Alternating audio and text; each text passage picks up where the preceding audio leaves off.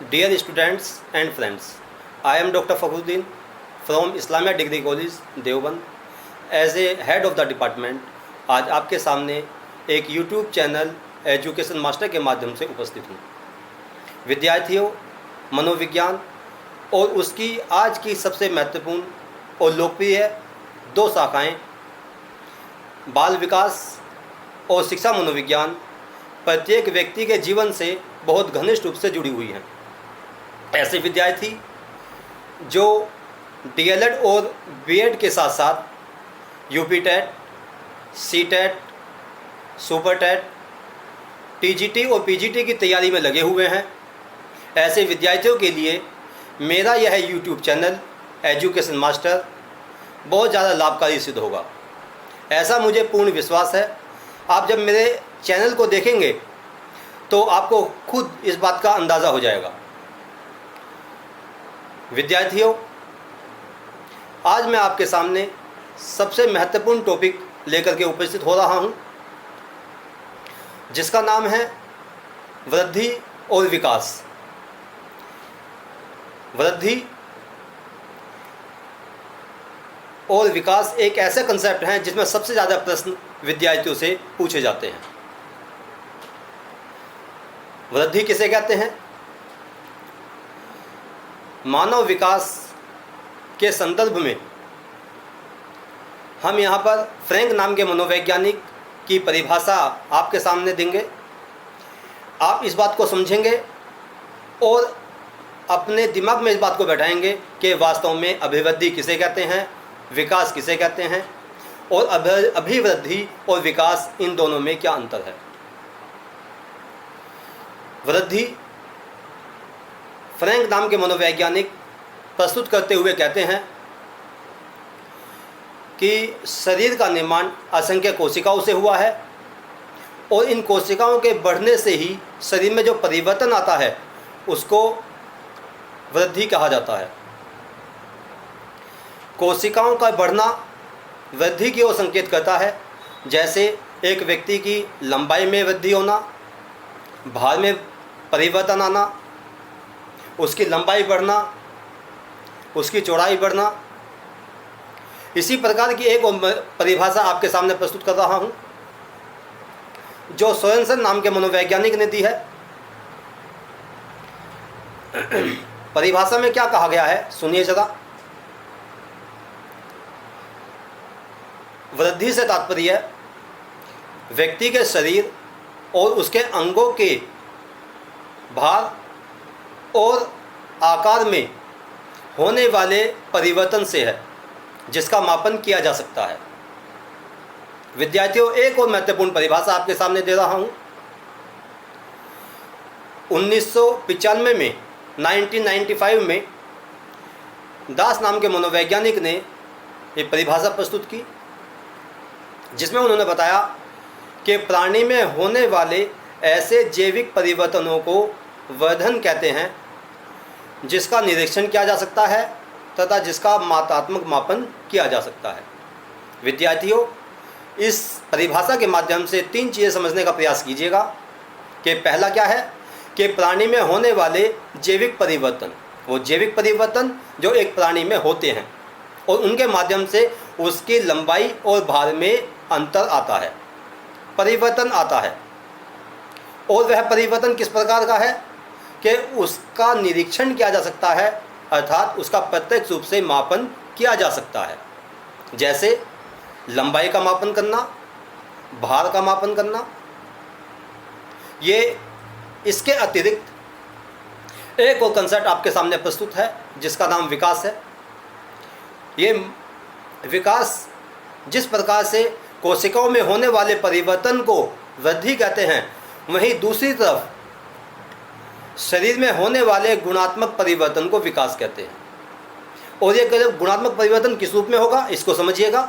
व्यक्ति की कार्य क्षमताओं में होने वाले परिवर्तन, व्यक्ति की कार्य कुशलताओं में होने वाला परिवर्तन, उसके व्यवहार में, उसकी गति में, उसकी प्रगति में और उसकी अवनति में जितने भी परिवर्तन आते हैं वो सारे विकास की ओर संकेत करते हैं.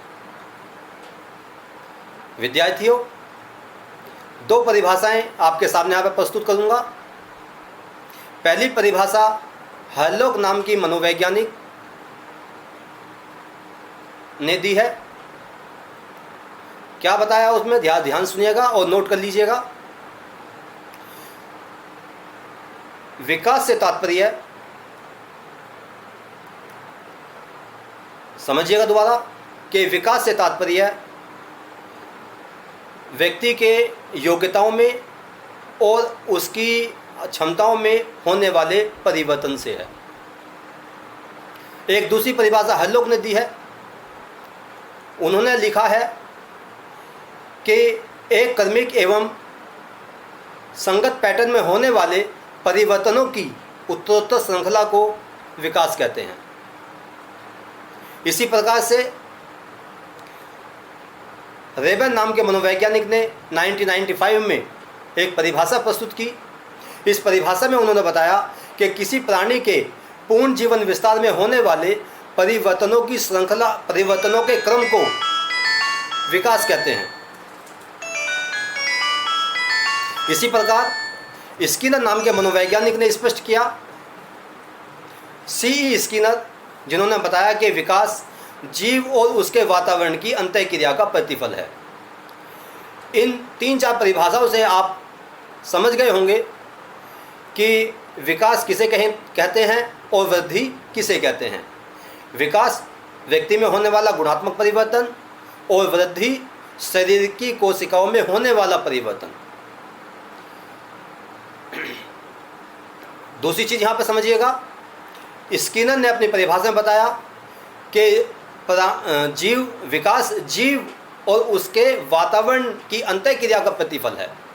यानी कि जीव और उसका एनवायरनमेंट, प्राणी और उसका एनवायरनमेंट जो लगातार एक दूसरे से अंतःक्रिया करता रहता है, उसको विकास कहा जाता है। और यह विकास बालक के गर्भावस्था से लेकर के और मृत्यु तक लगातार चलता रहता है।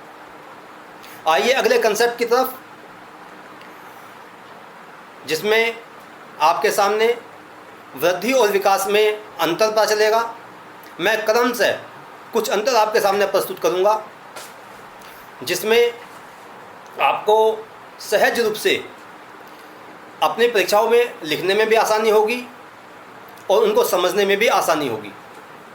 पहला अंतर देखिए कि वृद्धि का स्वरूप बाह्य होता है, जबकि विकास का स्वरूप आंतरिक होता है।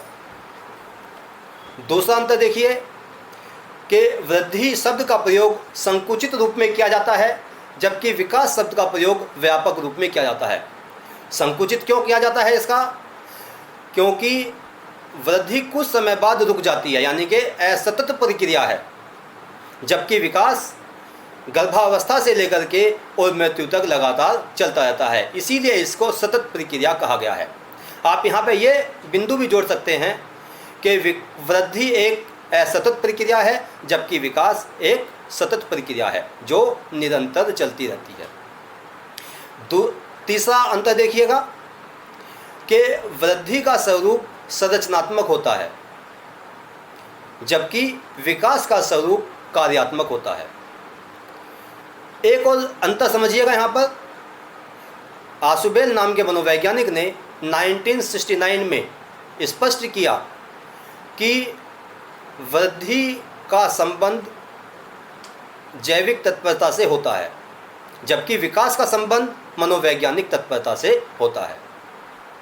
यानी कि एक तरफ जैविक तत्परता है जो वृद्धि से संबंधित है, और दूसरी तरफ विकास है जिसका संबंध मनोवैज्ञानिक तत्परता से होता है।